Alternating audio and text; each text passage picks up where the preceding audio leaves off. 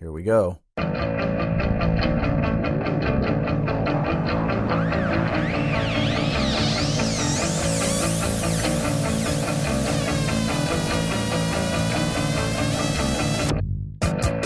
Hello and welcome to the podcast. My name is Dave Larson.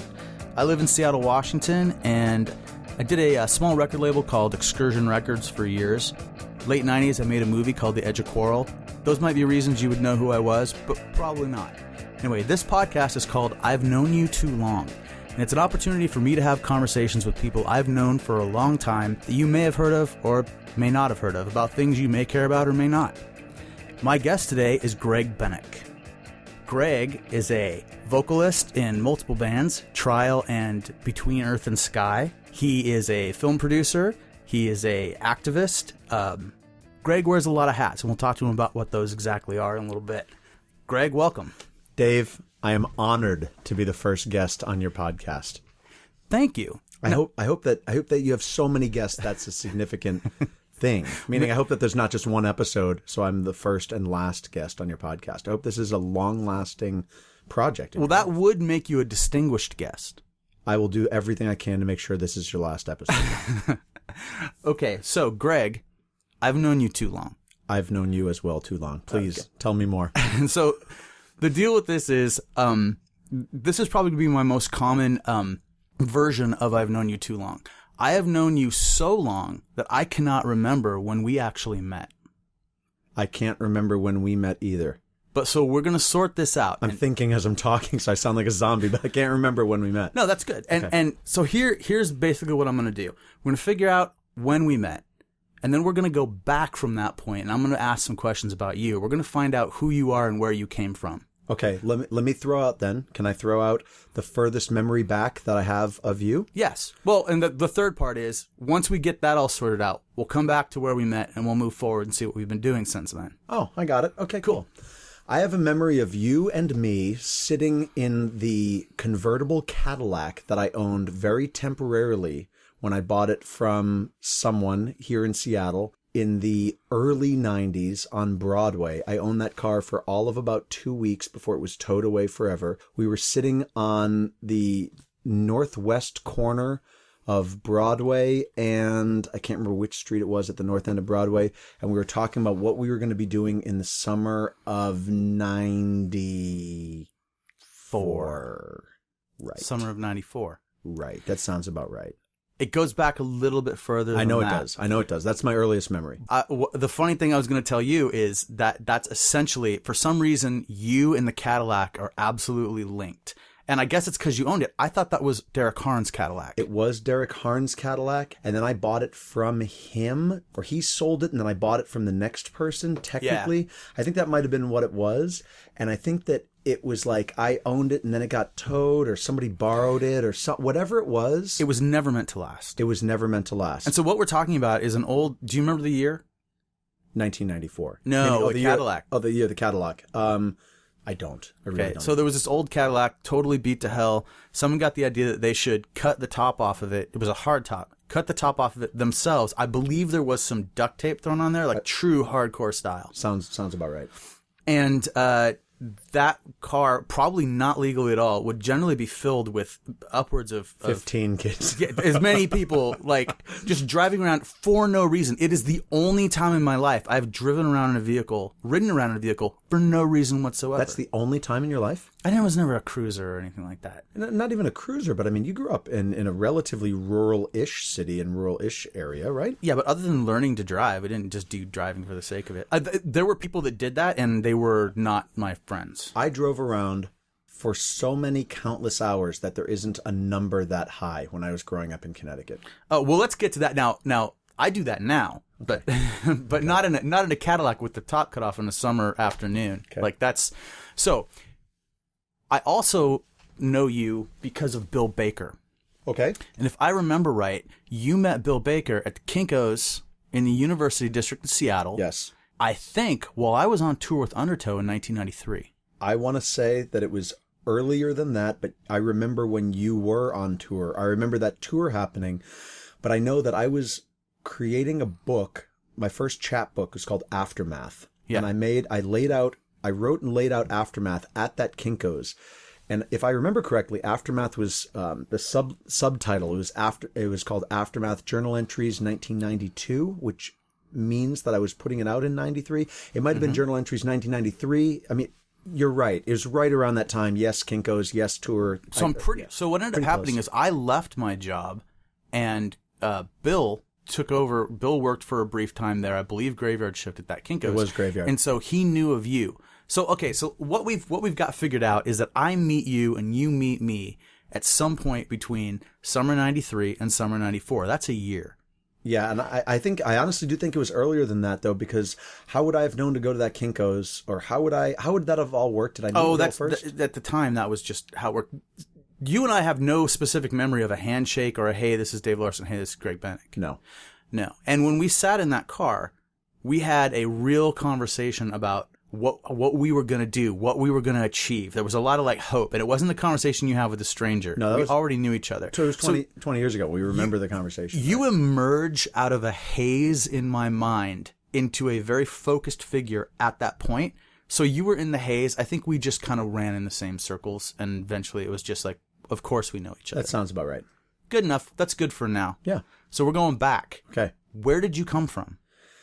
I came from Connecticut. I moved here in 1991 to go to acting school.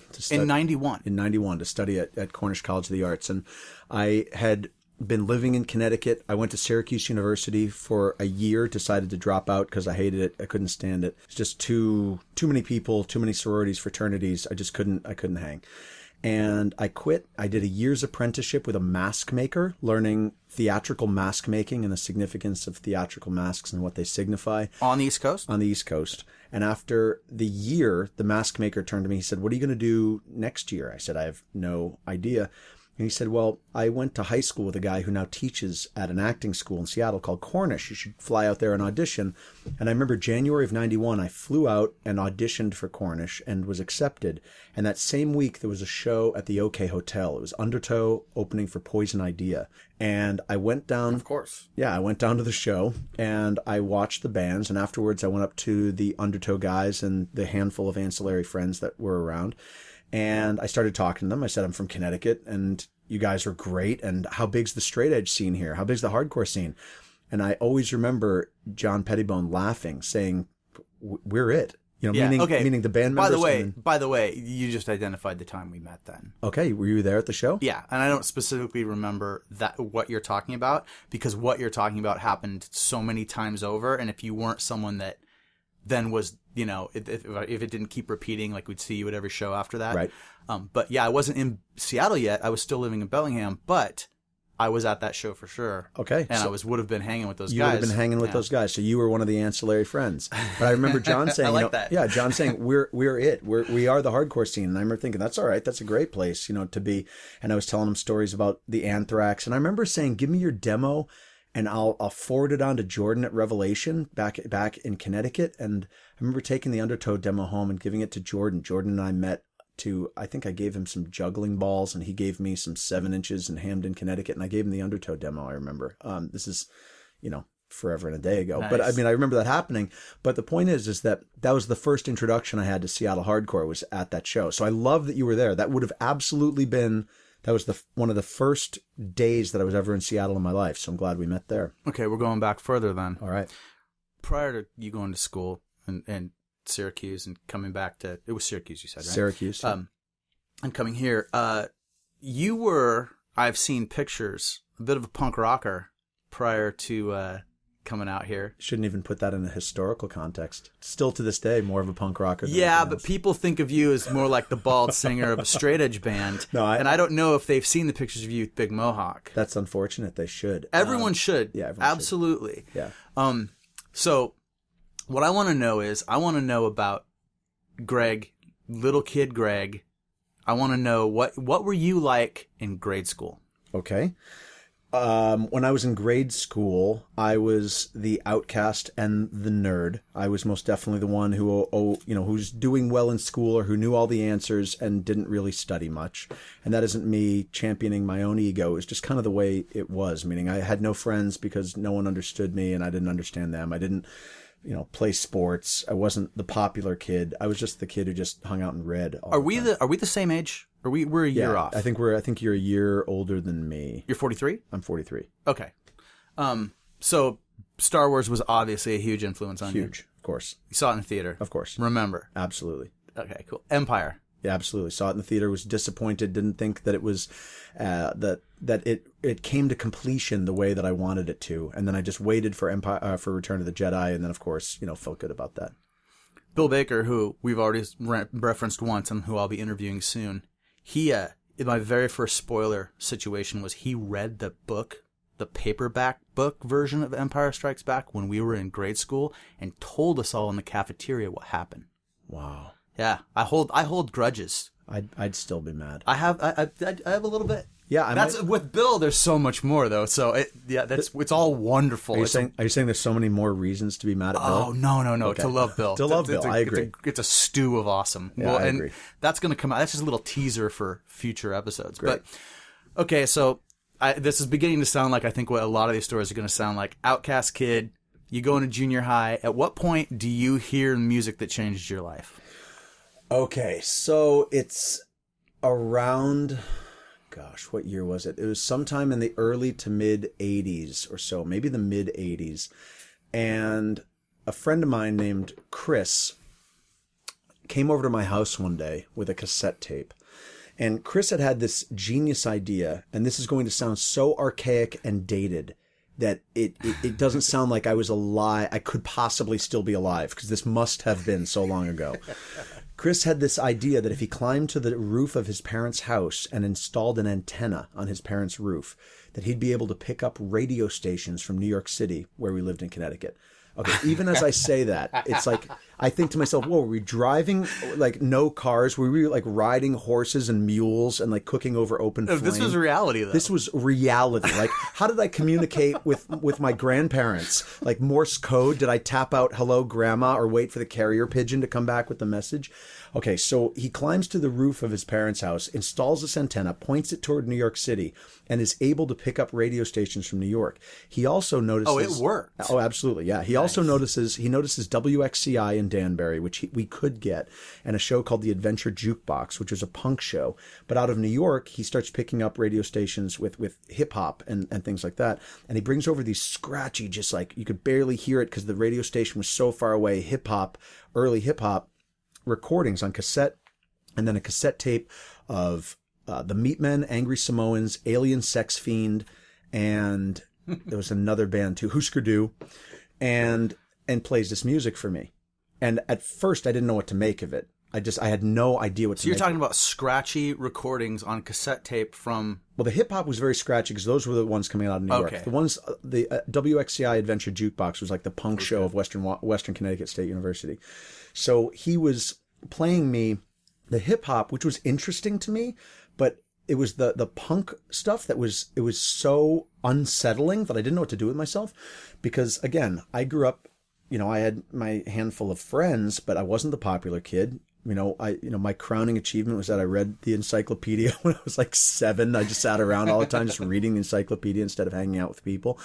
And all of a sudden, after listening to, first just like soft pop, Lionel Richie and stuff like that, but my mom was suggesting when I was a little kid, and then getting into metal, like hair metal in the early 80s, and thinking that was godlike. All of a sudden, here comes Chris with this abrasive, insane music. And what do you do with Husker Du when up until then, Rat and Motley Crue has been the heaviest shit in the world? You don't know what to do at all. Oh, but it's cool though, because Rat and Motley Crue paves the way for it. In a way, I honestly think that Rat and Motley Crue paves its own way towards a different destination, and that Husker Du, Circle Jerks was another one, Angry Samoans, Meatmen, just swerves you in a totally different direction. It does, but it's weird. The hair and the makeup and the weird clothes and just looking like a freak, it was a socially acceptable fad freak look at the time. So people would watch it on, kids were buying posters and putting it on their walls. But it was still a different from society look, and it was still a louder and more aggressive kind of, your parents got mad at it sound. So punk, when you're a kid and you're already like, different can be cool, punk is a more It's a dangerous stepping version stone. of that. Okay, it's more like a reality version. I could wear bandanas and try to be a rocker, but I'm never gonna be like Rat because it's not real. Okay, I get that. Whereas this punk rock shit's real. That's the thing. So I'm with you in that it was a stepping stone. Maybe not like a direct pathway. Yeah. It's stepping stone for sure. Because I just know that if you listen to Looks That Kill by Motley Crue, absolutely epic song. Fantastic. Listen to that. You'll love it. And then all of a sudden make the jump to The Girl Who Lives on Heaven Hill with the girl who lives on Heaven Hill. I should know my Husker Du more. Okay, Girl Who Lives on Heaven Hill, Husker Du. I had it right first time. Listen to that song and the guitar in that. And towards the end of the song where it just goes total chaos, yet it's still got its rhythm and cadence, and it's still listenable, but it's just so chaotic, and he's just screaming. All of a sudden, you've forgotten how tough Motley Crue and Looks That Kill sounded. It's just, that's a different reality, a totally different path. So you make a choice, like an artistic choice at that point. Absolutely. And it's very much I don't care what the masses think or or a lot of my other peers think. I mean, did anyone ever give you a hard time? When was the first time someone gave you a hard time for your music? Well, I can't remember off the top of my head, but what I can tell you is that I remember that I listened to these bands and I thought, I don't know if I like this. I think I hate this, but I think I love this. And I know I'm fascinated by this. I need an album from each of these bands. So we found this record store about 20, 30 minutes away that had punk records. So I bought a record by the Meatmen, record by the Angry Samoans. I bought Circle Jerk's Wonderful. So that dates it. It's probably 1985 or so that this happened. Circle Jerk's Wonderful, Husker Du, New Day Rising. And I didn't buy an Alien Sex Fiend record because they weren't really, they were more like new wavy, So anyway, and I came home and I listened to each of these records. And the first time I probably got grief for it was probably from within my own family, wondering what was happening. But I remember that shortly thereafter, I'm pretty sure that I had this long jacket that I bought from this company called Commander Salamander out of Washington, D.C. It was this mail order place. So I bought this long jacket, and I remember taking safety pins, and in safety pins, I made a big spider on the back of the jacket. And I remember wearing that into school, and I remember a girl, so wonderful. A girl named Dana came up to me and she said, What's happened to you? You've changed. There is always that girl. Okay. And I remember though thinking, and on one side, I wanted to be like, no, I haven't changed. I'm still the same. And then on the other hand, I was like, I like this. Yeah. Like, yes, I have. Well, may I interject something? Please do. When you say long coat, are you trying not to say trench coat? No, it wasn't a trench coat. It was a weird, like, wrap. It looked like it could, like this wrap around something piece of fabric. It wasn't a trench coat. It was a Commander Salamander. Oh, it was jacket. a Commander Salamander. Okay. Yeah. Okay. I might have mentioned that. Yeah. And with a spider on the back. And, I started to, grow my hair crazy style and not, part it in the middle and feather it down the sides. And then it was all over. And we're talking about mid-'80s now. Definitely. Okay, so and just to be clear, because this is a point I'm going to make over and over again, at no point did you have full leather gear with studs and all of that. Like, that only came last week. If you were to watch any kind of television show or movie that tried to depict punk rock in the 80s, right? It always showed something I'd never seen in my life. Every punk rocker I knew was wearing versions of what you just described. Homemade stuff from the surplus store, old military clothing. Yep. If someone got a leather jacket, I mean, it was cool. I knew a couple people with leather jackets. I got one when I was 18. Sure. But it sure as hell wasn't an army of weird skinheads with spikes and Liberty spike haircuts. No, that was pretty rare. That's just what people's imagination of punk rock was in America. Well, yeah, absolutely. And I think it was perpetuated by the handful of times that punk rock got on television, or the handful of times that you'd see a movie with punk rock in it, or the occasional punk at the shopping mall who's really trying to make a statement. Those sort of myths got perpetuated that way. But it's a hard thing to maintain, and it was very expensive. I remember when I had my mohawk. I mean, I was using a half a can of Aquanet hairspray every day, Dave. That was pricey. That didn't go very often. Can you still smell it? You mean smell the Aquanet? Yeah. I mean, in your mind, yeah. If I close my eyes, oh yeah. I still smell it. It's great. It's beautiful. Aquanet. Yeah, there's nothing like it. It's horrifying. Okay, so this takes you up to what, 15? Yeah, I was around maybe I was even 16 by the time by the time I was fully decked out, Commander Salamander plus the Chuck Taylors in multiple colors. Oh yeah. Did you trade with friends so you got two different colors? Yes, we'd have two different colors. And then I would say by then it was, I was probably 16-ish or so, 15, 16. I think you're right. Yeah. Nice. Yeah. When do you start playing music? Well, I didn't start playing music until, I was playing music. I got my first drum set, I would say, right around that time, but I wasn't really playing music for another few months after that until a couple other kids who had discovered punk in school as well decided to come over to my house one day because I called them. I said, listen, my parents go to work. When they go to work, why don't you guys come over and we'll get drunk and bring a guitar, and, one guy, you bring a guitar, the other guy, you just scream, and we'll form a band. And they came over and we did just that. We got drunk and I had my drum set. How old were you? 16, 17. Well, it was right in that zone. I can't remember, specifically, but right in that zone. But you had to hide the drinking from your parents when they got home later. Oh God, of course. Yeah, absolutely. And you were good at that? I was great at it, of course. You didn't get caught? No. Did they know and just ignore it? No, because I had a conversation with them about it about 2 years ago when I went to see them on the East Coast, and my mother was like, I can't believe that some of these things happened without me knowing about it. She was mortified. My mom's done similar things. Yeah, she was mortified. Although there was less to tell because I didn't do a lot of that. But okay, yeah, my mom was she was mortified. And I just put a disclaimer out there that, she did her best to raise me well. But but you got to do what you got to do. Whatever. It's like, who cares? Okay, so the point is, it is what it is. It's a story. It's what happened. So it's no big deal. But the point though is that we got together to play music. We put out a cassette recorder, hit record and play. We declared ourselves to be Biodegradable Grandmother. And that was the name of the band? Yeah. And we recorded what we called our demo. It was basically 45 minutes of us just playing songs that we were writing almost on the spot. Where is that tape? I can find it. You own it? I'm sure I do. Okay. Yeah, I'm sure I have the original somewhere. And so that's one task that we've definitely come up with today. Yeah. I'd like to hear Biodegradable Grandmother. Yeah, the year of the Happy Penis demo was 1987, and I think that I still have it.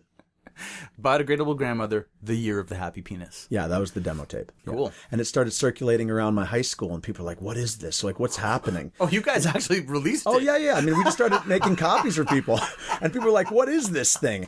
And, it had just these crazy songs on it. Like, there was a song called Senseless Brutality about killing animals, and there was a song about pumping gas, and it was just crazy. It was just all this random garbage. But I remember we got together again another time and tried recorded a second demo, but it was just us pressing record and play. Mm-hmm. But I remember that day, the doorbell rang, okay? And I walk upstairs and I open the door and there's this total dirtbag kid that I'd never seen before standing there. And I go, hey. And he says, hey.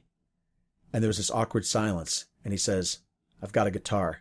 I was like, cool, come in. So he comes inside. You didn't know this person? I had no idea who he was. He was some kid from school or some friend of some kid from school. This is a scene out of a movie. So he comes in and plays music too with us. It was very freeform and weird and punk rock and awesome. But Biodegradable Grandmother never played a show, never did anything else other than put out the demo that we just circulated around my school, and that was it. That was where music started, me playing drums. That's incredible. And then you got into at least one more serious band. Yeah, I mean, Process of Elimination was the next iteration. I have that 7-inch kicking around in this room somewhere. Yeah, where I'm named Ivan, and I'm named Ivan on the record because, by this time there was a kid from Connecticut Junior Republic, which Connecticut Junior Republic was the place where, it was a reform school for kids who were having, trouble or, violence issues and whatnot. So this kid named Todd, this kid named Todd from CJR, Connecticut Junior Republic, came to our school, our high school, found out about me and us as punk rockers, and formed kind of a friendship alliance with me. And he and I decided that we were going to make and distribute anarchist propaganda in paper form around the school, but we didn't want the school to know it was us. So we came up with these names, personas. He was Sid Tetrazzini and I was Ivan Tetrazzini. So we would say, the school administration is this, we must overcome and, do not submit to the authority of the oppressor and all this stuff. But we'd sign it Sid and Ivan. Okay. And eventually somebody ratted him out as Sid, but they never told who Ivan was. So I kept the name Ivan, and that's why I'm Ivan on the Process of Elimination record. Nice. Now, you were printing and distributing anarchist material. Yeah. And you're the kid that read the encyclopedia when you were, what, 7? 7. So unlike so many of us, you legitimately were looking into the theory of anarchy and trying to educate your peers as to anarchy. That's ambitious, but I looking back on it, I don't remember it that way, but maybe there must have been something there. I mean, it must have been something there. When I remember it, I just remember it as me being an idiot, just this, idiot trying to, make the teachers mad, but maybe there was something there. It wasn't just like photocopying the back of a Sex Pistols record. No. Okay. We were making these like cut and paste flyers that talked about authority and talked about just the ways that the students could take over the school and kick the teachers out and all this sort of thing. And it was a realistic goal. Yeah, it was just childish and kick stupid. The teachers out. And we're gonna educate ourselves. God damn it, we have the ability. So you, in your mind, if the teachers were gone, you would still come to school and teach yourself lessons. Absolutely, everybody, here we are by yourself. Collectively, we will learn trigonometry. We need not the teachers and their oppressive rules, laws, and ways. Learn about the American Revolution in our class. I really love that. It was pretty ridiculous. So Process of Elimination actually ended up playing some shows. We probably played 30 or 40 shows. We played the Anthrax once, and we played a bunch of shows up at Bard College and various colleges and around the Northeast. No one knew who we are. I mean, no one to this day has ever heard of us. I mean, there's literally I can name 3 or 4 people who'd even remember that we even existed. But it was fun. It was a fun project, and put out a 7-inch and called it good. Cool. And was that the last band you did before you came to Seattle?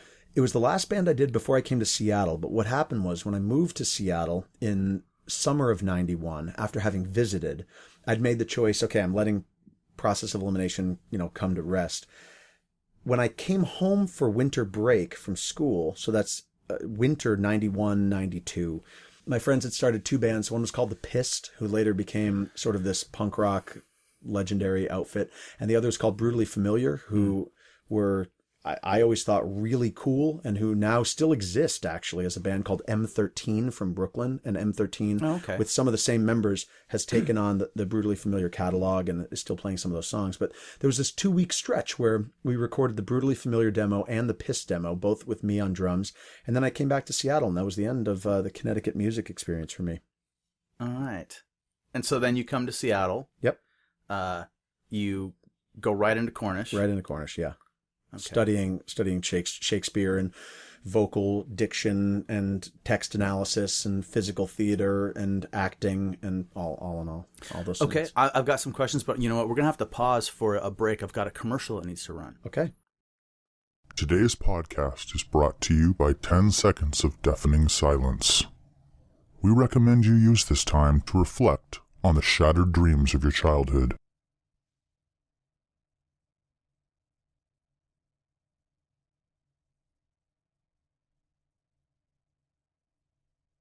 And we're back. Greg, who was the first person you met when you came to Seattle? The first actual person? The first person, I'll spread it. I'll make it a little more. The first person that you still know today, the first person from the Seattle music scene, since that was kind of that I think, and correct me if I'm wrong, I would say that the Northwest punk and hardcore scene was basically the thing that led you into music and into a lot of the endeavors that you're still doing today. Absolutely. I know who it is already. Who was it? Joel DeGraff, singer of Undertow. Oh, Joel DeGraff. Saw him last week. Where? Meet in LA. We meet every month in Los Angeles. To this day. Yeah, we meet That's fantastic. Every month. The last time I saw Joel, I bought a bunch of records off him. Awesome. I remember that. I remember when he selling them on the sidewalk. Because he decided that he didn't want to sell his hardcore records for overinflated prices or price them on eBay, so he literally put his hardcore records out on the sidewalk. There was no eBay yet. Really? Yeah. I remember it was months away. Yep. But I was still selling out of the back of Maximum Rock and Roll. Oh, because I heard this story years later when eBay existed, right? So yeah. I remember hearing about it, and I remember when he did that, or maybe it was even a year later. You know, I could be wrong. I might be mixing things up, but I remember getting a bunch of records from him. Oh no, there's definitely a bunch of records to be had, and you got them for $1 or $2 or $3 for 7 inches. I paid him a little better. Okay, but it was I think I missed the first group of people. I don't know that he put everything out Yeah. because I heard about it and then I got in touch with him. Wasn't he living in the Caravilla? He might have been, yeah. Over there on Denny. Mm-hmm. I don't know if it was a Might have been, Caravilla, yeah. but it was one of those classic old buildings that all the hardcore dudes used to live in. Absolutely, he might have been, but yeah, I mean, I still see Joel. I see him every month. We got we go to this Chinese massage place in Los Angeles, and one of these places that has the neon sign in the window, and you walk in and they don't say a word to you. They just point to these tables and back, and you go in back. It's fully clothed. You go to creepy massage? I didn't say creepy massage. I said I Chinese said massage. creepy I think you're massage. racist. You said creepy when I said Chinese. No. How dare you, Dave Larson? Please understand that it doesn't matter what word you put before the word massage. In my mind, it's creepy automatically. I think you need to get closer in touch with your body, and I think we should change the format of this podcast and let me massage you. I think we need to enter a new stage of our relationship. So you want to do a podcast called Let Me Massage You? I'm going to work on that. I need more experience at the Chinese massage place before I have enough expertise to do that. So Joel DeGraff and I, every month, we meet in Los Angeles, Yeah. and we go to this massage place. Sure. There we go. And it's great. And you walk in, they don't say a word to you, they don't even smile, they just point in the back. There's like 20 beds in the back, and you lay down on any one of these like single massage tables, and it's a full body massage for $20. Honest answer. Have you ever had it proposed that the massage go further? Never. It's Okay. not a naked massage place. You're fully clothed. You're wearing jeans and a t-shirt. Okay. Or a long sleeve shirt, or a hoodie. All right. Well, I've just seen too many movies, you know. Yeah. Well, I mean, it's not an option at this particular massage place. It's an option like 2 blocks from here on Aurora. Evidently, you know more about creepy massage than I do. I worked in the casino industry for like 7 years. remember. And a lot of those dudes would head out to some places nearby. Wow. After their shifts and stuff. So there's a potential market for my podcast locally, is what you're saying. Let me massage you? Exactly. Absolutely. Okay. But you might, so that's the thing. They won't expect, you know. I don't really know how it's going to work because isn't the person getting massaged, don't they normally like get really calm, maybe even fall asleep? You mean at a creepy massage place? Any massage place. But are you going to be talking to the person you're massaging, or are you going to be trying to convince a person that doesn't want to get massaged to let you massage them? I think that it would be a far more interesting podcast to go up to people in completely normal, everyday environments. Like you talk to the bus driver while he's driving down Aurora, and the idea is to get him to let me massage him. So, hey, I want to interview you for my podcast. And he says, hey, I'm trying to drive my bus right now. And I say, no, really. Let me massage you. You know what this reminds me of? This reminds me of a game that I used to play when I had a BlackBerry. I used to have a BlackBerry with a scroll wheel on it. I don't know if you remember the BlackBerry with the scroll wheel. Mm-mm. Okay, well, it has a scroll wheel on the side. And that's how you'd scroll through your contacts. So I used to play a game with my friends where I would hand them the BlackBerry, and they would scroll through my friends, and they couldn't look at the BlackBerry. They would just scroll up, down, down, down, down, down, up, down, down, down, wherever they ended up, hand me the phone, and whoever was on that phone, I had to call them and ask them out on a date. Oh. Think about that for a second. What happens when they land on the local property management business that represents the lofts down the street that I really want to rent a loft from? What happens when they land on the ex-girlfriend? What happens when they land on the ex-girlfriend? Exactly. That's the risk. That's the game. That's what makes it exciting and fun. Did you call every time? I called every time. Because you're a man with standards. It's integrity. You have to. If I say that I'm going to call and ask somebody out on a date, then we're playing the game. So I can't remember how many times we played. There's at least, I mean, I want to say at least half a dozen, 10, maybe at the least and most. But I do remember 3 in particular, one of which it landed on this property management company down the street. And I had to call and just sort of just be like, hey, so, just wondering if you have any, current openings, any lofts available. I was wondering if, would you be interested in maybe telling me a little bit more about them over dinner sometime? Okay. So awkward. And of course people would get off the phone and just be like, no, you can come down here to the office. But then there was one where I had to call a restaurant, ask if they deliver and, if they'd be interested in having lunch with me and maybe delivering the lunch. And they were, it's so awkward and terrible. It's a terrible game. But, It speaks to that idea of let me massage you. It's that awkward. I think it would be that awkward. Yeah. Why are we talking about this? What is this podcast? It goes where it goes. Okay. And that's just how it happens. All right. Let me massage you. I like that. Well, there's something, you now have something you can take away from this experience. It's not just you giving to others with your stories. Right. You now have something to aspire to. A potential new podcast. Or just lifestyle. Yeah, I guess so. Okay, I'll bring it up with Joel next month when I see him in You meet LA. Joel DeGraff. Joel is not in Undertow at this point. He's already gone. No, I met Joel the night of Poison Idea, in 1991. He was singing for Undertow at the time. So we became friends then and stayed friends after he left, was kicked out of, after his relationship with Undertow ended. And then, and then Undertow continued. And he did Said Child, and I was in Said Child for about 4 minutes, and then we stayed friends after that. I forgot that. Yeah, I played bass when Said Child played out on the East Side. I almost want to say at one of the early Modest Mouse shows or something like that, or Probably. some, Yeah, I remember I played bass. Okay, I thought that Pettibone was already singing by the time they played with Poison Idea. No. So it's possible that I'm off a little bit on some of my details before, but we're very old, and that was a long time ago because you're talking about between 91 and 93. I don't feel old. Oh, no. And neither do I, but a lot of time has gone by. You were talking about his antennas on rooftops. But more to the point, Dave, let me massage you. You're massaging my mind. See? It's already started. This is the subtlety. It's getting looser. So yeah, this is the subtlety of what I do. Okay. So Joel DeGraff and I hang out all the time to this day, meaning he's the one guy from the first guy I met who I connected with, who I stay friends with. We talk about music. We actually might be writing some music together sometime soon. That's very cool. Yeah, I love Joel. I haven't heard anything from Joel in a long time, so that's nice to hear. Yep. So Said Child. So what Said Child is, and this whole thing we're talking about, is Undertow split apart and basically broke up for a little while, and then Undertow reformed in the modern version of Undertow that people who know Undertow would have basically heard of. Undertow did a demo and a comp song and a 7-inch with Resolution with Joel singing. Yep. But then the Pettibone vocals, Damien on bass, Undertow is the one that did Stalemate at both ends, Control. So that's the stuff, and did most of the touring. So Yes. that's the Undertow most people know. At that time, Joel and Seth got together and started Said Child. And Damien from Undertow was in both bands, and there was a kind of a tug-of-war pulling Damien. Are you going to go Undertow or are you going to go Said Child? Said Child was heavily Smiths influenced. Is that a fair... Would it be more, or was it more Morrissey influenced? They were influenced by the character of Morrissey, not the sound of his music. Okay, Joel was very, very Morrissey influenced. So was Seth. But I mean, to their credit, so was John Pettibone. I mean, John loved Morrissey and the Smiths as well. But they were influenced by his character and by the way he carried himself and what he wanted and the way he presented himself to the world. And I think that was the split. Yeah, those guys would do their hair and then go to the cemetery and take pictures with flowers. Yes, whereas John was just loving the songs, I think, and I don't want to speak for him. I'm sure you'll have him on the podcast. But, Absolutely. But Joel most definitely... If I do another one. Yeah, if there might not be. Because after this, the whole character of this will change as I massage you. So Let me massage you. Let me massage you.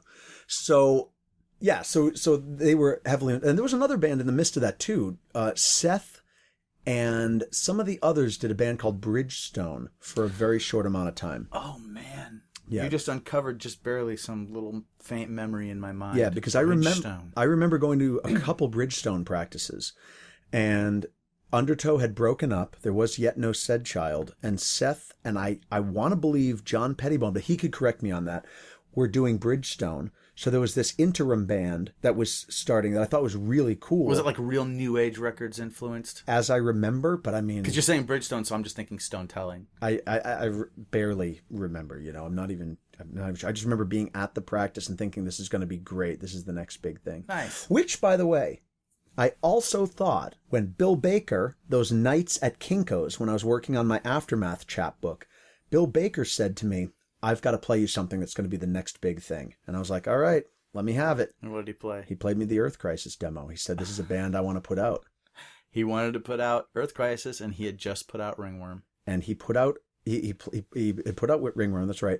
And he played me Earth Crisis, and I lost my mind. I had never heard anything like it in my life. And I honestly, that was a turning point for me. I didn't realize that hardcore could sound like that, because up until then it hadn't sounded like that. And yeah, it was a real... It was huge. It was probably 2 or 3 in the morning. We were at Kinko's and he's playing me this cassette, and I just thought, that's it. The lights are going out. The whole world's changing. It's pretty great. So anyway, it's a big deal, and you had already had these revelations in your musical appreciation and in your way of thinking when you were younger. So now you're talking about you're in your 20s and you having another one of these hits because you hear Earth Crisis. Yeah, I was 21 at the time, 21, 22. And I mean, yeah, and you have to imagine, I mean, you know, what did Earth Crisis go on to do? They went on to do so much. Love them, hate what they did later in the career. It doesn't matter.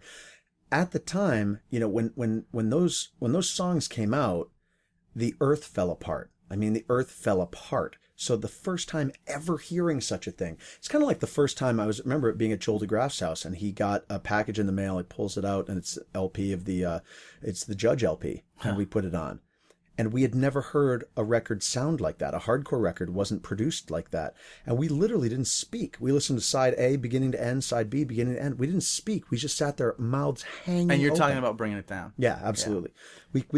We couldn't speak. So it was just one of those moments when Bill played me that Earth Crisis. I don't know if it was a demo, or I don't know if it was studio demos of what became the Firestorm EP, but whatever it was. We were getting a lot of stuff from Ron Gardapi at the time. Yeah. I mean, usually for a long time, that's how it happened. I mean, I heard the early demos of Start Today. I heard Chung King. I heard a lot of stuff. Probably Earth Crisis for the first time. Ringworm. All that Cleveland stuff.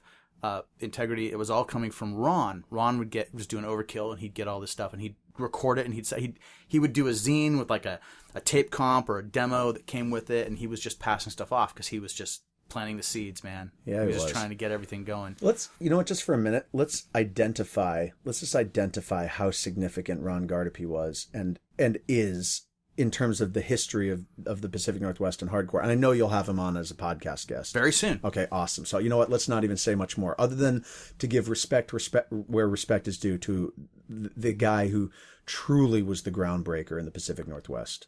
Absolutely. No question about it. The hardcore scene in Seattle would look nothing like it did without Ron.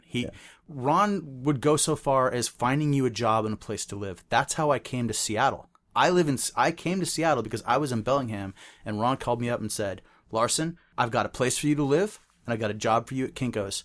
You send down the application, you've got the job. Let's do this. So he actually got me an apartment with Derek Harn. Where did you live? Did you live at the dorm, basically by the dorm? I mean, there was on Denny Way, there was an apartment building where all the hardcore kids lived for a while. No. Okay. No, when I came to Seattle, Derek and I were going to get an apartment together. He was already living in a place down off Aurora, down by Fremont. Okay. And I slept on his couch and rode the bus into Kinko's in the U District. I did that for 2 or 3 weeks, and then he decided he was going to move in with his girlfriend. I remember this and that apartment. Yep. And at that point, I remember. At least I moved in later, yeah. with Jen Schneeweiss. Yes. And you know the significance is that Yes. Schneeweiss and Derek Harn had been a couple before, and Yes. that's how I had met Derek the first time. Yep. So they both came from Salt Lake City. That's right. These are all significant events. They are significant. And as this podcast goes on and all these people come on, this is all going to basically be this woven together fabric of where we all And you're going to talk to Derek. If he'll come on. Okay, you have to ask him. He and I have not spoken about this yet. Okay, but there's a very famous hardcore picture with him in it taken in Salt Lake City. I will say no more and ask him about it. It's great. Famous hardcore picture? Famous from Salt Lake City at the time. I mean... Oh, at the time. It's not Trial with Mustaches? No, it's not Trial with Mustaches. No, okay, because I got that around here somewhere. Yeah, no, that was decades later. This is... I mean, don't get me started talking about Salt Lake City. Salt Lake, very near and dear to my heart. But let's just let Derek handle Salt Lake from that point forward. Okay, so we've met now. We're in Seattle. Yep. So the very significant point in Seattle is the summer of '94. Everything comes together. Undertow Appleton LP comes out. Kids have come in from all around. We're starting to get shows with lots and lots of people. On the east side, which for people that are listening to this that don't know the Seattle area, Lake Washington is to the east of Seattle, and there are cities Bellevue, Redmond, Kirkland on the east side. And for a long time, there was a law in Seattle called the Teen Dance Ordinance. It was some footloose fucking thing that made it so that you couldn't put on an all-ages show in the city of Seattle. You could, but there were all kinds of rules. And Kate Becker, who is an incredibly important person in the music scene around here, was able to get together a teen center in Redmond, Washington, which wasn't that far away from us, right? And get an old firehouse and put on some incredible shows. And some of the best shows, some of the pictures of Undertow that are the coolest pictures people have seen that are in their layouts, occurred at that teen center, at the old firehouse. Epic shows. And it brought together people from the East Side and Seattle in the different music scenes. So when you talk about like the Modest Mouse guys, a lot those guys did other bands too that everybody kind of started to know each other, and before long it all became one big scene in the 90s with tons and tons of influence. It just goes on and on and on. Yeah. So 94, we're riding around in a Cadillac with the top cut off. You have graduated. I graduated, right. I just graduated Cornish. I did not see your graduation thing that you did. You did some kind of live event. I did. You mean final, a live? There was something with you smoking cigarettes. There was two things. Well, what happened was, in the course of my Cornish experience, I was having a hard time for a number of different reasons, but one of which was I wasn't digging the school. And at the end of my junior year, the director of the theater department called me into his office and he said, I'll never forget, and this is almost a direct quote. He said, "I'm going to be completely honest with you. I can see that you don't like this program or this school, and we don't like you either." And he said, "I'm going to give you two options for your senior year. One is that you design your own major, your own class structure. You propose it to us. We accept it or we deny it. And then if we deny it, you're out. If we accept it, you may take your own suggested classes." Because he said, "You've obviously got some talent. You just obviously are not at all meshing with our program. And then you may graduate with a Bachelor of Fine Arts degree in theater rather than acting. Or if you turn down this option to submit this proposal, you go home to Connecticut. You have 24 hours, come back." He was trying to kick you out of the city? He was, basically he was, saying you're done. Okay. So yeah, he was going to bring me to the edge of town. And he was going to say, "You've lost your Seattle privileges." Yeah, don't come back. So I came back the next day and I said, "Okay, let's do this. Like here's a course called Approaches to Fiction, and there was a movement course, and there was a vocal course, and there was all these different courses, and one was an independent study in theater and creative writing. So to do that, I had to do 4 senior projects throughout the year, and there was a teacher at the time named Susan Corzat, and no one liked her, and I didn't like her at the time for whatever reason. I'm sure she was a very nice woman and very talented and all that. But at the time, all I knew is that she didn't like cigarettes being smoked in the theater. So I wrote, one of my senior projects was called Smoke 'em If You Got 'em. Uh-huh. And all that happened in the entire presentation was just characters smoking cigarettes. All the characters in the show just constantly smoking. Like, this was just to piss off a teacher? It was just because I knew that she was required to show up to grade me, and I knew she wouldn't show up. So I knew it would be a conundrum for the school if there was a requirement to, but she wouldn't show up. So it's called Smoke 'em If You Got 'em. Ron saw it. I didn't see it. Ron Gardapi was there? Yeah, he told me about it. Amazing. I had no idea. I've forgotten that he was there. But there was another and I'm senior. like, what? Smoking? Huh? Yeah, but that was one of the seniors' projects. And then there was another one that actually arguably, well, not even arguably, was a lot more interesting. The Smoke 'em If You Got 'em was just garbage theater plus cigarettes. I mean, it was terrible. But there was one called the Feast of Fools, which was held over 2 nights. That was my final senior project. And it took the historical tradition in the church of the lower clergy having 1 day per year when they upended the church hierarchy and were able to make fun of the upper hierarchy. It took that tradition and transposed it into the modern day setting for theater education and arts education. And what we did was my classmates, my cohorts and I that I roped into this cast, we made fun of the school. And that's saying it really lightly. Yeah. We in my opinion, very creatively, completely upended the school, and it was nuts. Like there was 2 nights of the show. The theater was packed, and it was so impactful in the school that it became a tradition at the school every year to do a Feast of Fools. Oh. Until 10 years later, when the tradition was banned because it got out of the theater and into the campus, and kids were literally like upending all the rules at the school. The last year that the Feast of Fools happened, there was a group of masked students who ran into a dance class and kidnapped dancers mid-dance out of their classes. And people felt very threatened, and the school banned the whole tradition. Now, I'm going to go ahead and make some connections here. Ivan Tetrazzini. Well, Ivan Tetrazzini, he took a year of mask making before he came to Seattle. And now 10 years on, masked intruders are kidnapping people from the school at the event you created. But keep in mind, this is 10 years after I graduated. Oh, come on. But still, Revenge it was is not a me. dish Beth served. Cool. But it wasn't me. It wasn't me doing the kidnapping. Best served vegan. Yeah, best served vegan. But what was cool about it was that it was cool because we think of the work that we do and the influence we have on other people as being insignificant potentially, or just not having any consequence in terms of our future. And then all of a sudden, here comes, news to me. Hey, Greg, did you know that there's a Feast of Fools this year too? I'm like, wait, I graduated last year.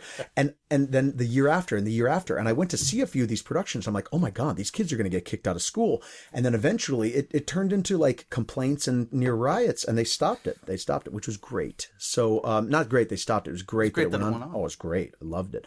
So, when you said I went to your senior project, I thought that, you missed the senior project. I thought you meant the Feast of Fools. Okay, and I didn't know about that. I actually thought, in my mind, you doing the smoking thing was that was the weakest of them, meaning that was theatrically the least interesting and just the most annoying. But it was of note to Ron, because Ron was still straight edge at the time, and you were smoking, and it was like an art piece. It's like, well, he's not really smoking; he's acting smoking, which has been an issue for you and me in our friendship. We're not there yet, but we will be if we got time. We got some more time to go through some stuff. So when does Headline start? Because Headline is the band that became Trial. Yep. So it's 1993 or 94. You're right, summer 94. Everything is the summer 94. Everything is summer 94. That's the kickoff. There are two really significant times in Northwest hardcore, and let's ignore everything prior to 1994. Okay, but I'll go with that. Yeah. There's the Paradox University District scene, the rise of Champion and Stay Gold and all of those bands. Yep, Entropy Project. Exactly, and that whole place that ended up becoming Mars Hill down in Ballard or whatever. But when it was in the U District and all those people came together and things, something really, that was also NorthwestHardcore.com. That was when that came to prevalence. Yep. So prominence. So that is one of the times, but the other time is the summer of 1994. I agree. Totally agree. It's magic. So everything was amazing. So what happened to me, having graduated summer 94, is I was realizing that I wanted my involvement in hardcore to be more political, or at least my involvement in the world as a citizen to be more political. And I remember at the time, I had just gotten back from the Inside Out tour, where I was speaking on the Inside Out tour. So I was highly politicized with radical politics relating to Native American rights and land rights. I wanted to do a zine, because of course people were doing print zines. That was, the Inside Out tour was August 93. So throughout that year, I'm reading books about radical politics and native politics, and I want to do a zine that talks about these issues. And at the same time, I'm, becoming just educated and aware about, other issues. And I can, name a bunch of them. But I remember, sexual assault and rape was becoming very important to me at the time, and spreading the word about that. And then I remember there was this. It was spring of '94. There was a news story, and I found out about it before the news just because I happened to know somebody in the building where it happened. But a young woman on Capitol Hill went out to a bar, invited a guy home with her, and he raped her in her apartment and raped her throughout the night. And at one point in the night, took a break for himself and went into the bathroom. And as soon as he was out of the bed and into the bathroom, she had a gun, a hidden gun somewhere in this apartment. And shot this guy, as I'm remembering it. And as I'm telling the story, I'm thinking, did she stab him or did she shoot him? I think she shot the guy in the stomach. I'm almost positive she shot him in the stomach as he came out of the bathroom. And he stumbled out of the apartment and, bleeding to death, was pounding on doors with these bloody hands. I remember that. Yes, right? Stumbling down the hallway, and died on the floor. And a friend of mine living in the building called me and was like, you got to get over here. There's this guy shot here, and I think he was a rapist. So I ran down to the building, and the cops had literally just left and taken the body out. And I walked in with my whatever camera I had at the time and took pictures of the blood stains on the floor, the handprints on the wall. And there was something about that was so potent. Well, obviously it's so potent, but for me at the time, I thought, this is real. Like, this is really happening in our city. And that became the cover images for the zine I put out called Headline Communications. Yep. And that was, I'd done one quick issue before, but that was the second issue that had a cover, and and had a layout, and it talked about native politics. And I remember a friend of mine, a female friend of mine, wrote an article on sexual assault, and then there was issues about the Western Shoshone Defense Project, or articles on the Western Shoshone Defense Project, and other things, ways to get involved in politics and whatnot. And that was also 1994, around that time. And that zine was called Headline Communications. So the idea of forming a band wasn't actually mine. It was Derek Harn and Tim McIntosh decided that they wanted to do an old school hardcore band that had elements of, something more, messages in it, sort of like, old school, but with messages. And they asked me if I wanted to sing. And I didn't know how to sing. I was clueless, but I thought it would be cool to have the band called Headline and do a zine called Headline, and maybe it could all be tied in together. And we later decided to change the name just to get some distance, so it wasn't like, oh, is that a magazine or is that a band? So we decided to. So there are no releases as Headline. There was no demo. There was the trial demo was released at the first show where we were trial at the old Firehouse. Okay. We were Headline up until then, and in fact, I think the flyers for the show made by Mathis Cachavars said Headline on the flyers, and we showed up and we said this band is called Trial, played the set, and we had demos for sale. The trial demos, okay. cassette demos. I definitely remember that show. I definitely remember this all coming together. And then Trial goes, at some point, it fractures off and becomes a new version of Trial and Himsa. That was much later. That was much later. Yeah, it was okay, years later. Jumping ahead. Well, because just to give a timeline, summer 94 happens, Headline Communications zine comes out, Trial kind of Headline forms fall of 94. And then the demo release show was very early, January, February 1995. That was the demo release show. Okay. So that's when things started rolling. Right. And when do you see, because there's a point where Trial kind of becomes a thing. Honestly, it was a while before that happened, but when I realized something's going to happen with the band was that first night, because we brought 70, I can't remember how many demos, 72 demos, just because we got a price break. We were going down to, what was the cassette place? You remember the cassette? I made cassettes there. I can't remember what it's called. Anyway, there's a cassette making place. Gardapi will certainly fill us in on what that cassette place was. I know. Martin Audio? Oh, that sounds right. Martin Audio. It was called Martin Audio. Okay. So we were getting cassettes made at Martin Audio, and they were giving us a price break because the cassettes I was buying weren't new cassettes. I wanted to save money. So I'd gone down to Martin Audio and I would ask them, what cassettes have you made for bands that never paid for their cassettes? And they were blanking those cassettes. They were erasing them and letting us use those cassettes. So some of those early trial demos with, say, 12, 15 minutes of music were on 90-minute cassettes. Were any of them on dumpstered cassettes? Because remember there was a company up on Capitol Hill that was throwing away cassettes and also these interesting plastic containers that they'd come absolutely, 100%. We brought them down to, I remember bringing at least, I think that might have been your doing. I made Excursion demo cassettes off those, I was going to say, we did, I remember doing some trial demos on those at one point, but we stuck to the other ones. If anyone ever questions your punk rock credibility, you dumpstered cassettes. I wore a Commander Salamander jacket with a spider on it. What are we talking about? With a homemade safety pin spider. A homemade safety pin spider. Yeah, that beats everything I did. Okay, so anyway, no, I'm kidding. So anyway, but the first night of that show, we just had tons of these demos. Not because we thought, oh, everyone's going to buy these demos, but rather we just had tons of them because they were so cheap. We just made them by the ton. So we brought 70 demos, and I remember thinking, I hope we sell 10 or 15, and we sold all of them within. When this is at the Firehouse. At the Firehouse, they're all gone. That's the thing. We all got a little bit not jaded, but fooled by the Firehouse because it became this just a thing to do on the weekends no matter what band was playing. So, I mean, there were Undertow shows where Seaweed would play where 600 people would be there. Right. And it's so this idea that we sold, because when I was in that band Lit that became Screwjack. Yes. We didn't make that many. I think we made 32 or something. And they were gone as fast as they could go. And then people were like, what, you don't have any more tapes left? And it's like, no.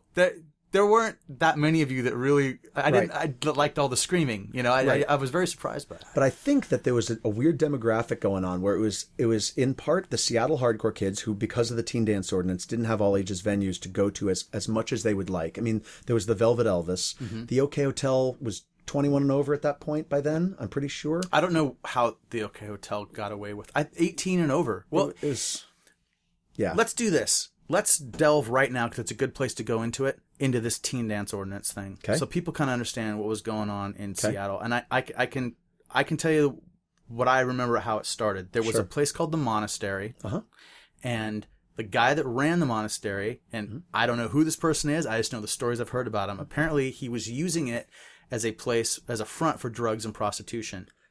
Sure. Okay, and supposedly prostitution involving underage girls. Questionable as to whether or not that's true, but keep going. Questionable as to whether or not that's true, but that is how the authorities presented it. Yes, absolutely, of course. Okay, so in response to this, and there was a perceived punk rock problem in Seattle. At the time, yep. Yes. So they created a law, an ordinance that was unenforceable, but for a long time this wasn't figured out. It was the rule was you couldn't have people under the age of 18 at concerts with people over the age of 21. Okay. And unless you had a certain amount of fixed seating, because they had to write it in such a way that places like the Paramount and the Moore Theater and places like that could afford insurance and all that, and that were established places could still have real concerts. They just wanted to do away with the punk shows. Right. Or dances, as they were calling it for teens. And it was written in such a way that, well, no one knew how it was written, because all they knew was that the police would shut down shows and say, there's a teen dance ordinance, this is illegal. Correct. This can't happen. That's right.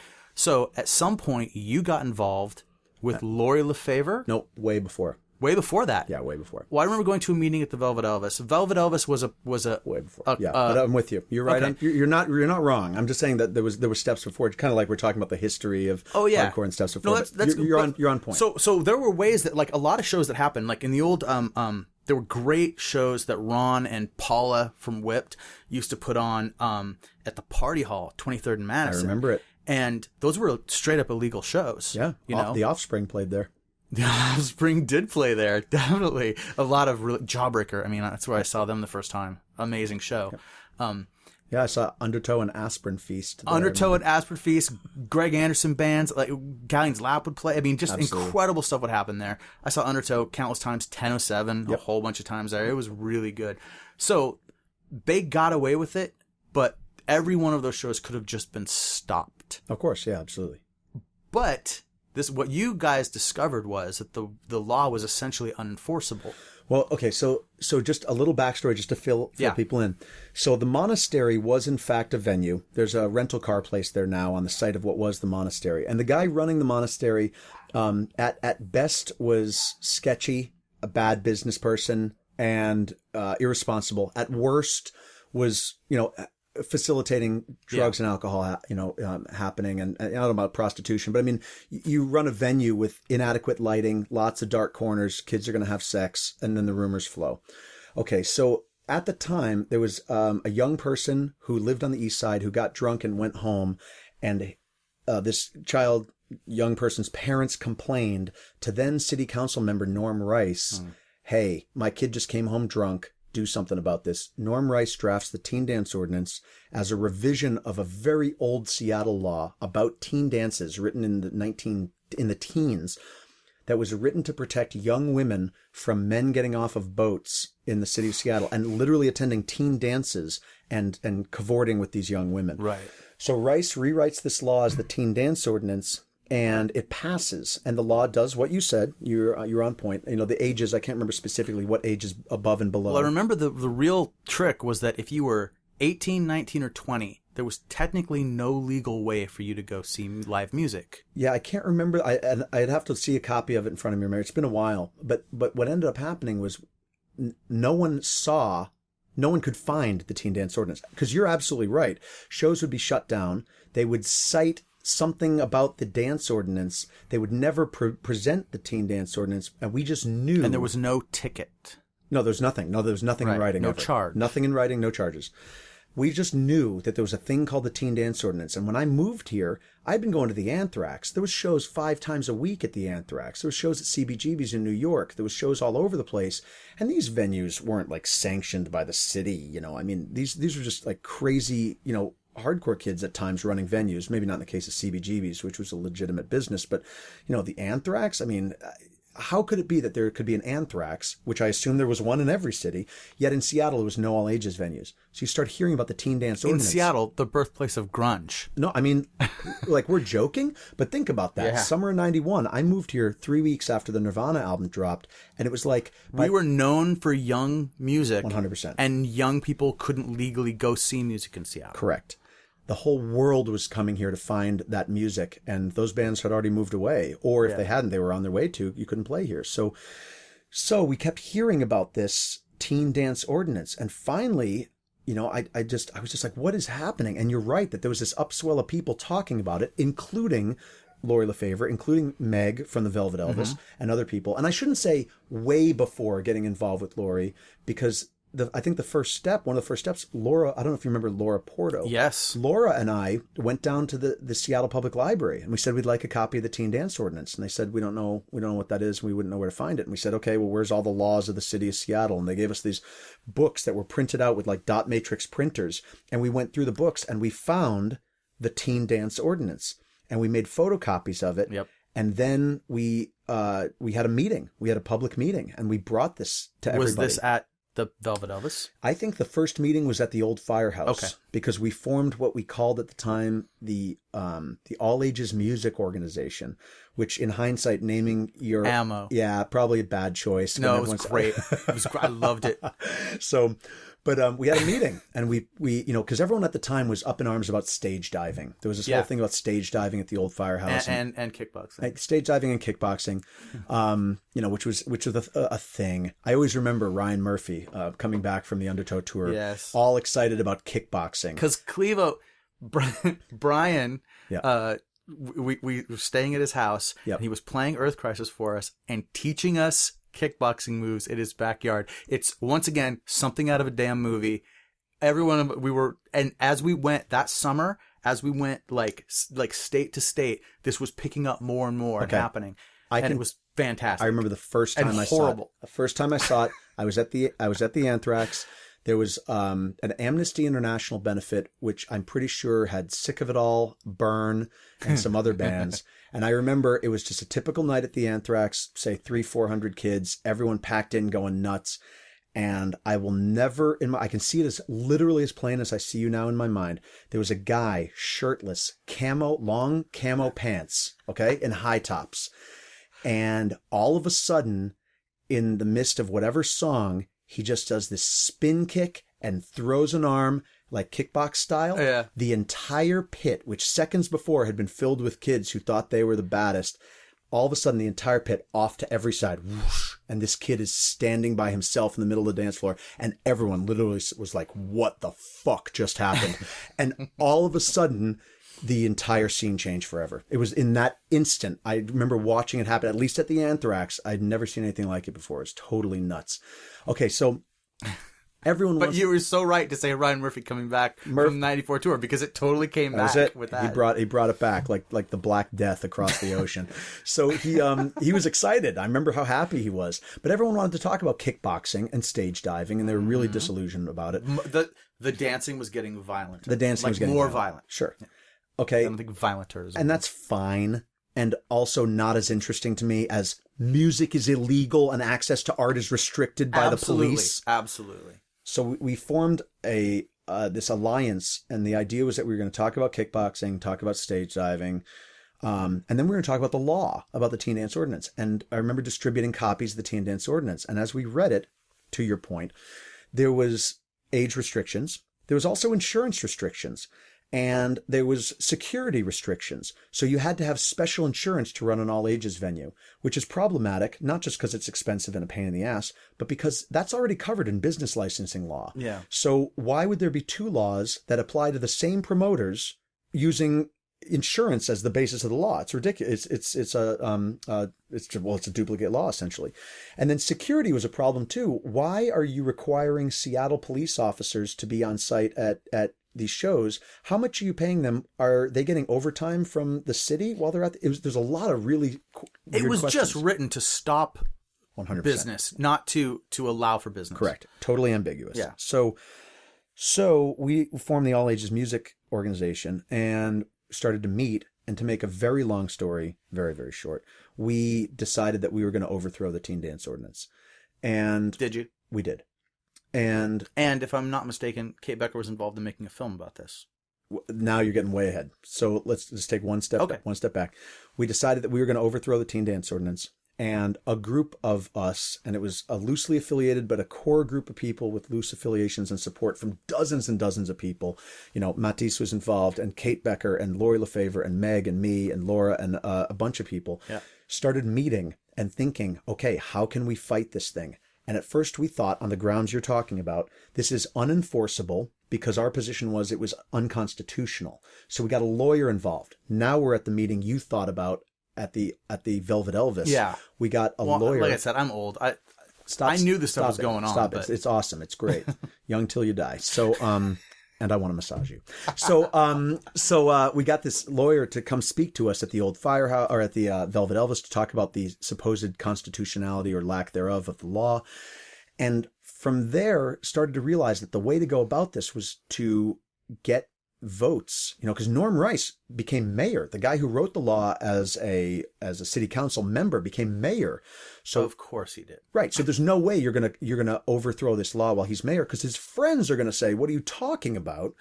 Right. So we had to wait until there was a new mayor and a new city council. And then we started going to the city council members directly, trying to get their votes. And there was years and years of this where we'd get meetings, we wouldn't get meetings. The police didn't want to talk to us. The city council didn't want to talk to us. People weren't acknowledging the law existed. Because realistically, someone somewhere knew that it was a questionable law. And no one wanted to put their name on it, essentially. So real quick, though, for a while, wasn't the goal to get ticketed? Oh, we would have loved that. Because that would have caused the case that would have absolutely challenged it. Please. I remember being at the Sailors Union of the Pacific Hall that Lori was booking, and there was multiple shows shut down because of the teen dance ordinance. But by now the police are wise to the game, and they're not saying teen dance ordinance, but they're coming in saying, you know, that outlet right there doesn't match electrical code, so we got to shut this show down.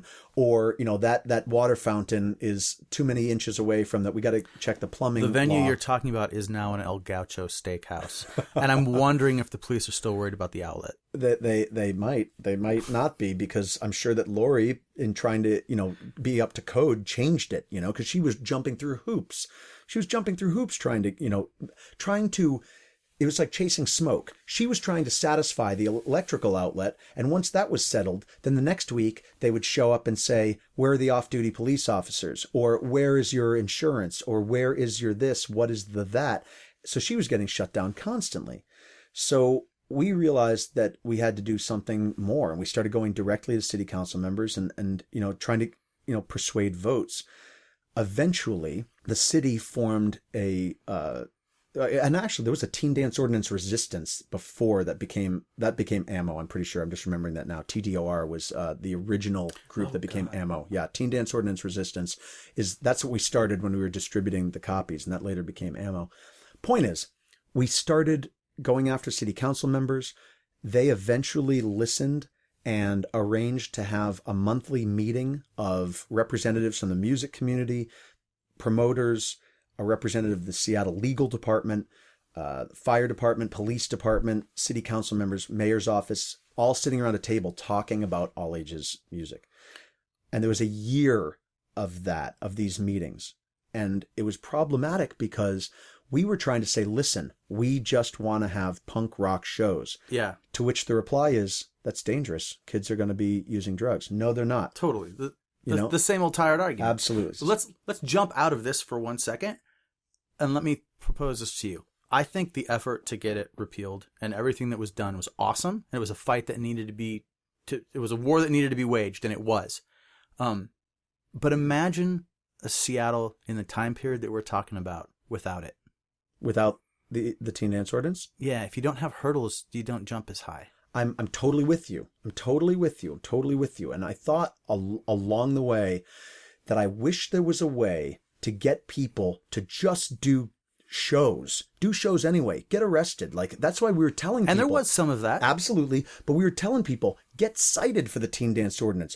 Do a show without insurance. Do a show without security. Do a show where all ages are invited, and promote it as an all ages dance show, because even the law itself didn't specify what a dance and what a concert was. We spent months in those meetings defining a dance. What is music? What is a show? What is a concert?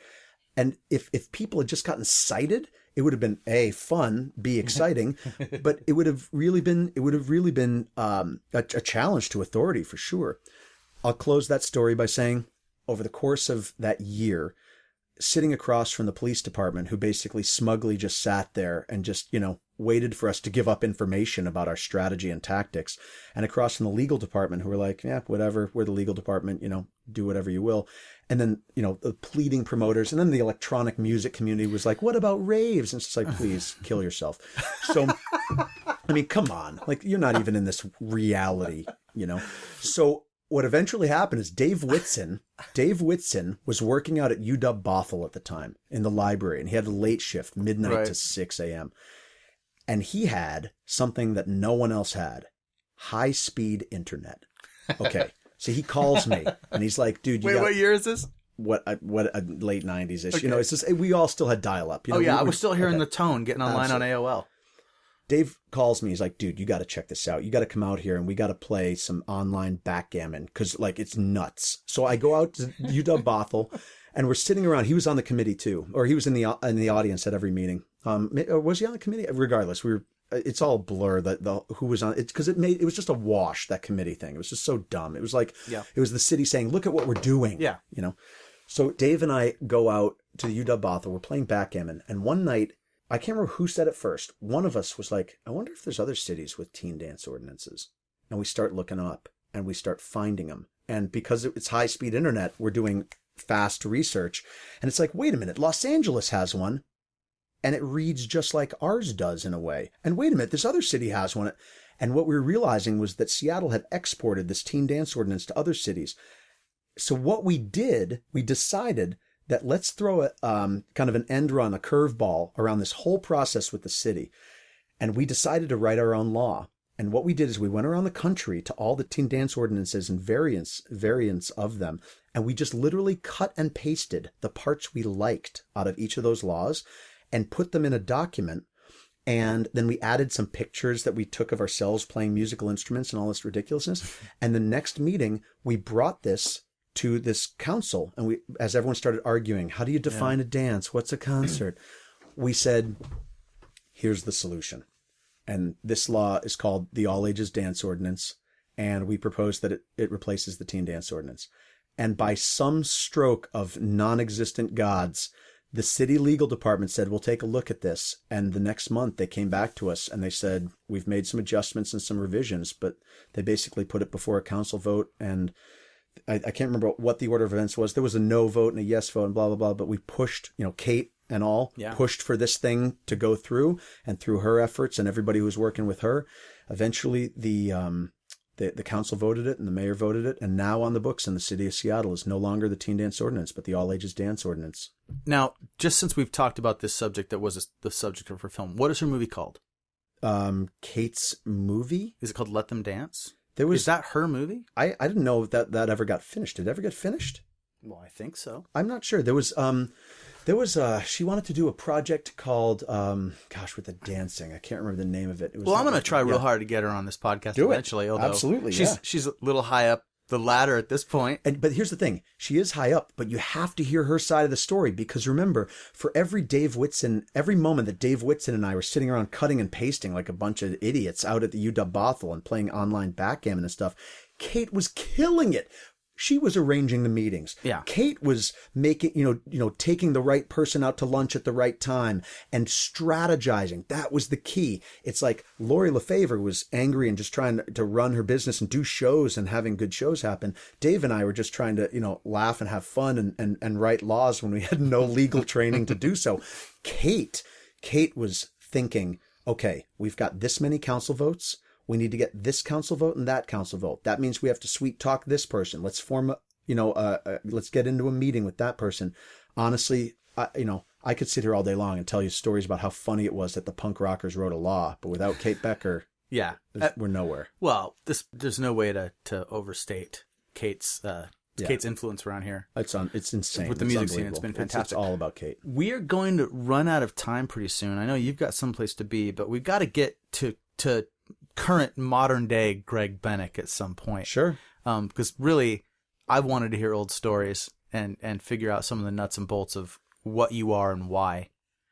And I like this because this refreshes my memory about a lot of the history that happened here. And hopefully, the collection of the Ron and the Kate and the Lori and the whoever else you might have on this and our collective selective memory will create a pretty accurate picture, more or less, of what the history was over the last 20 years here. So it's not all going to be correct. There's a haze. Of course. No, well, the thing is, memory works like that, right? If when I say to you, we were sitting in a car summer in '94, I didn't say that to you, summer in '94. I just remember we were sitting in a Cadillac. I didn't even remember that the top was cut off until you said it. Right? But now that I've said the top was cut off, you remember the duct tape, don't you? Yeah, of course. Absolutely. The second you said it. But I'm saying that I just remember you and I, at one point in that conversation, we did the Larson high five hand grab, which is kind of like this, it's kind of like this grab with the snap of your fingers. It's a handshake that then goes into the more bro handshake. Let's do it right now. Okay, so it's a regular handshake, and then you twist on the thumb. Right. So you get that over the top Stallone kind of vibe. As if we're arm wrestling. And then you snap your finger off the other person's thumb, basically. Right. And people are always like, I can't do it. You can do it. Okay. Yeah, I didn't even know I was doing it that far back, but I guess I've been doing it pretty much forever. And you know what? Memory's selective. You might not have done it. I just remember that you and I agreed to something awesome. We had a moment. And there was a handshake. And it was a big deal about the summer. It was, we're going to take over the world. Whatever it was. Whatever. You had just gotten done with Cornish and you were like, I am free. I can do what I want now. Because there was one day I was sitting in one of my final reviews at Cornish. And I remember my teacher was Hal Ryder. And Hal had this amazing vocal inflection. He was my Shakespeare teacher. And he would talk like this. And I remember sitting across from him and he was, asking me questions about Shakespeare and whatnot. And he stopped me at one point and he's like, Greg, there's something bothering you. Something missing. What is it? And I said, what do you mean, Hal? He said, what's missing from you? And there was a strange pause as I'm thinking, I don't know what's missing from me. I'm this, and I know Shakespeare. Let me tell you more about Shakespeare. And he paused and was just staring at me. And I said, well, Hal, to be honest, what's missing? I was in this punk band called Process of Elimination in Connecticut. And, I've come out here and I don't have punk rock as much because, sure, I get to go to shows, but realistically, I'm just a part of this. I'm not contributing enough to the scene and I really miss it. And he smiled this smile that I knew he was realizing that what I was talking about, I was more passionate about almost than the Shakespeare I was being tested on. And I knew in that moment that I needed to do something. To his credit, and one of the greatest lessons I got in college, I also oftentimes in life have chosen to ignore his other lesson that same day. He said to me, and I knew in that moment I had to do more hardcore, right? So that's what is getting to the point. But there was another lesson, sidebar, that day, where Hal said to me, I think that you need to calm down, to relax. And I said, well, what do you mean, Hal? I'm excited. I'm excited about the work and art and theater. And hardcore is amazing. And I know I haven't, blah, blah, blah. And he said, I want you to try to say less words. And I said, of course, I'd be happy. And he goes, start now.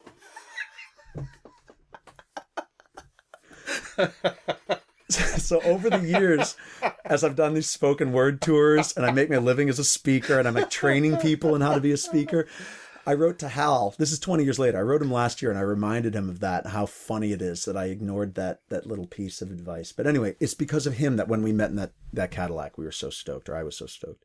Well, that is awesome. Now, as we're winding down here, I realized that we didn't touch on juggling. We didn't touch on metal detecting, conspiracy theories, Ayn Rand. Okay, now the apartment you lived in on Capitol Hill in the basement and the weird dude that hung out at the mailbox.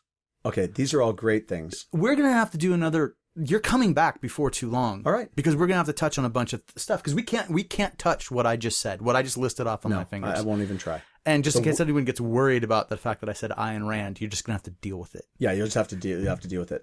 I was going to say, that list went from the sublime to the ridiculous Absolutely. very quickly. So like her writing. Yeah, absolutely. Absolutely. Absolutely. But I don't know if people know that you're called the juggler. Uh-huh. I think people do. Definitely a lot of people that everyone we know does. Yeah. But do people in the modern presentation of Greg Bennick, are they aware of the juggling that is at your core? Or the juggling that is in my history and is a part of what I do?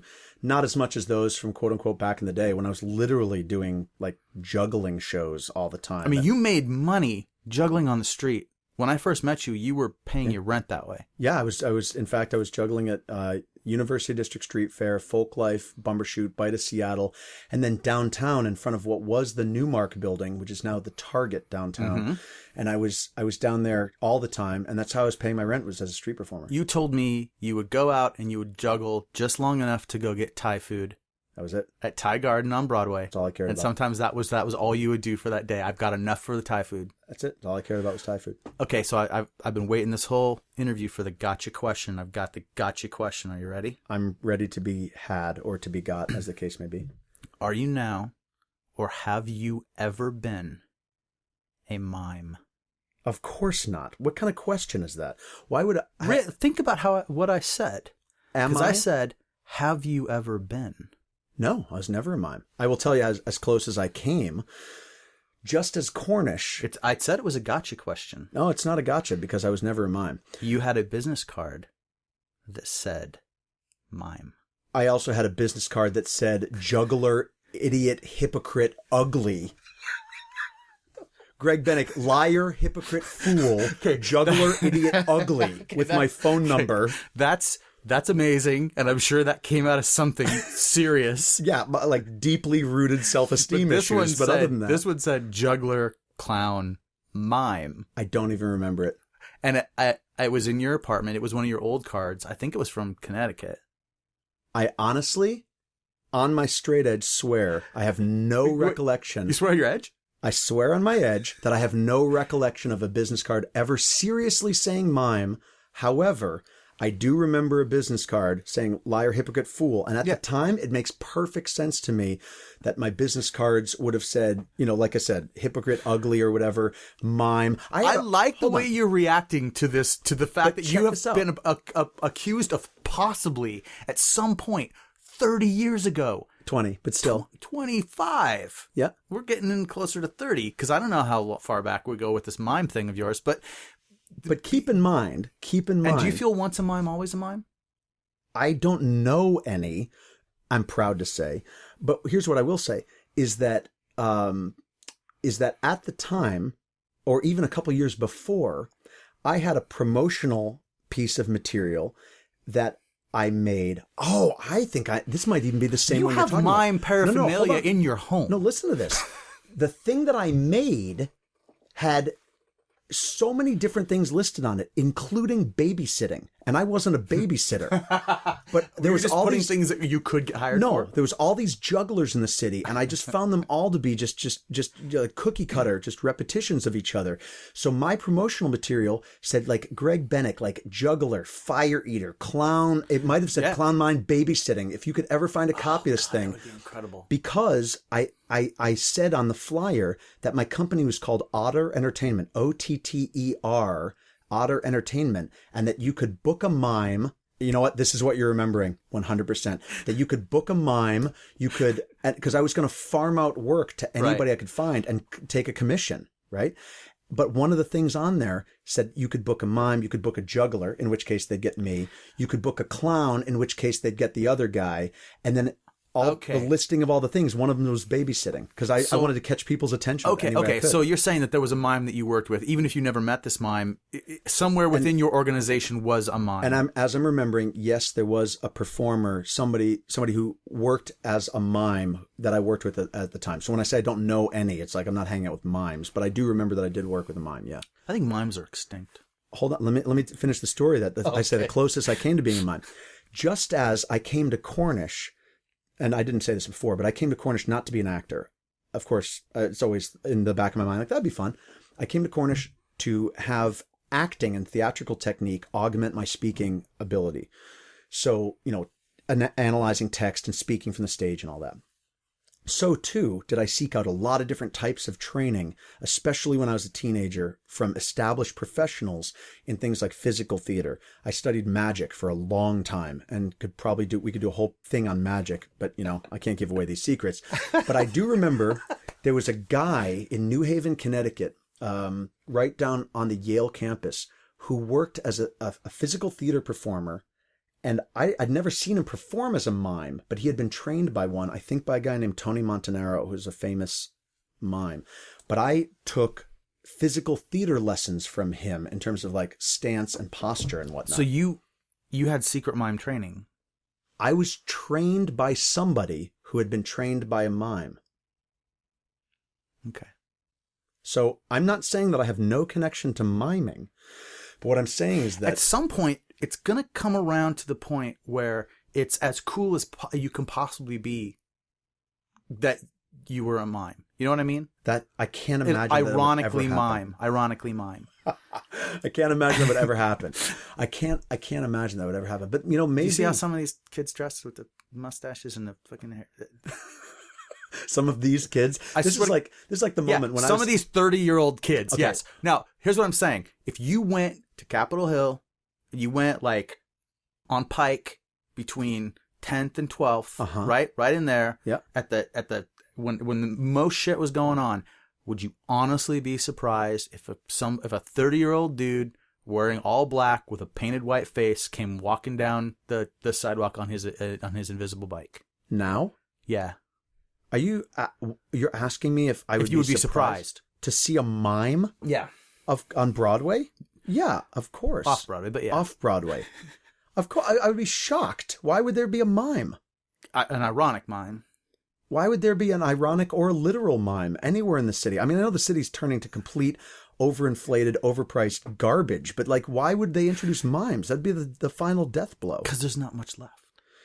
So you're saying introduce and bring in the mimes? Maybe. Well, I'm just saying that with someone with a mime background, and I... Meaning you or me? Oh, you. Please. You were trained by someone who was trained by a mime. That's like trained by... You can't, That would be like if I found out one of your associates at Kinko's had once gone to see a circus and I called you a lion tamer. What I'm saying is mime is like Jedi, okay? Don't turn this around so that then I get excited about mime and then you gotcha, right? And that's the gotcha moment. Mimes left, right? They've been wiped out. I have no idea. There are no mimes. I didn't know. Why are you being mimist? I had no idea that mimes are such an issue for you. I hadn't thought about mimes in 20 years before I came in. No, sometime in the last 20 years, I've given you a hard time about the fact that you had a card that said mime on it, because this isn't the first time I've called you on this. I don't remember a card. The flyer for Auto Entertainment? It could have been a flyer.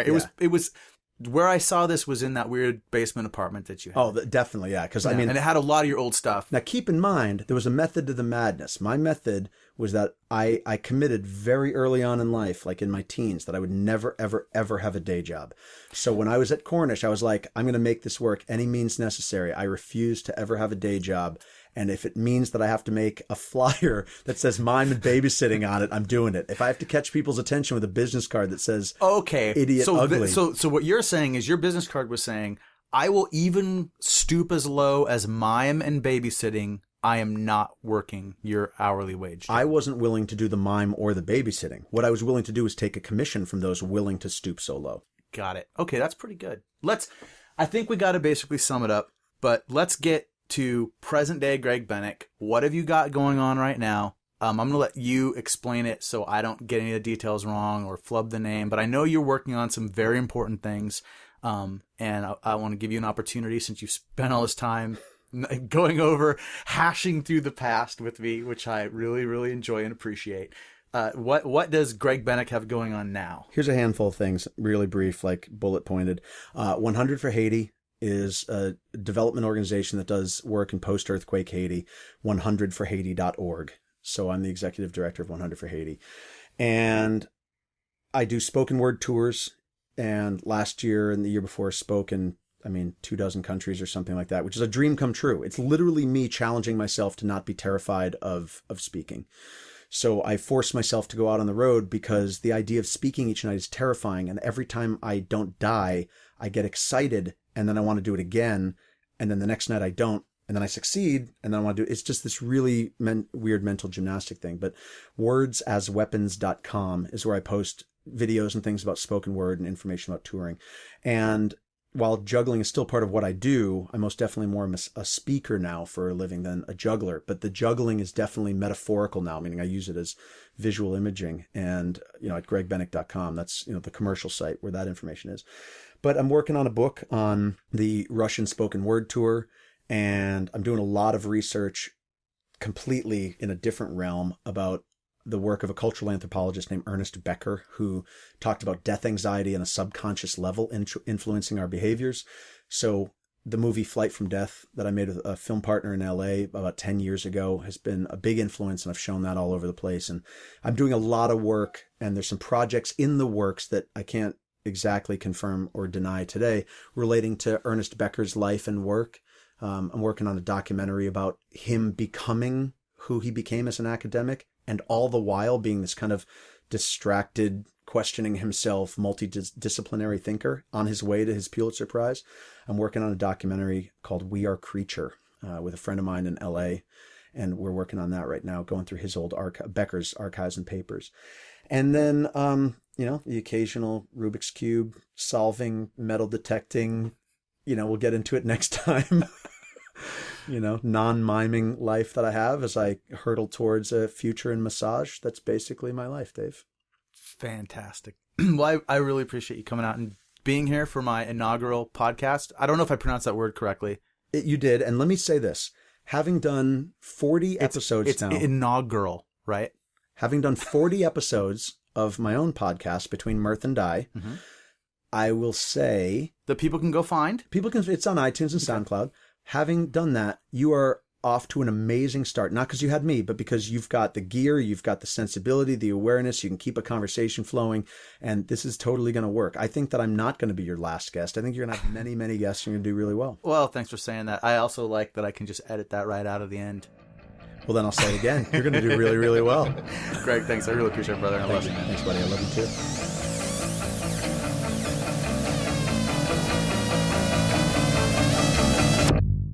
Well, there it is, the first episode of I've Known You Too Long, and the very first episode recorded for the Nobody's Knows podcast network. I'm going to be doing a lot more like this, and I think I'll also be trying to correct the record as we go on mistakes that I make in the podcast. I do not think that the Teen Dance Ordinance film that I referenced in retrospect actually got made. I tried to look up some information on it, and I have not been able to find any. So there's going to be more like this. When we go through this amount of time, hashing out all these things we remember, something is going to be wrong. Names, dates, specific situations. The story doesn't necessarily have to be true to be good, but we'd also like it to be true. So from time to time, I might pop in here and correct the record. But the next scheduled interview that I have is with Rocky Vodolato. So probably shortly after this gets posted, you'll be seeing another one from him. And then I've got a list of, somewhere between 60 and 100 people that are going to be hearing from me. See if maybe they'd like to sit down across from me and hash it out. How do we know each other? Why do we know each other? What's that got to do with anything? I think the answer to that last one is nothing. And everything. Whatever. This podcast is a product of the Nobody's Knows podcast network. Executive producers David R. Larson and K. Drake Streetman.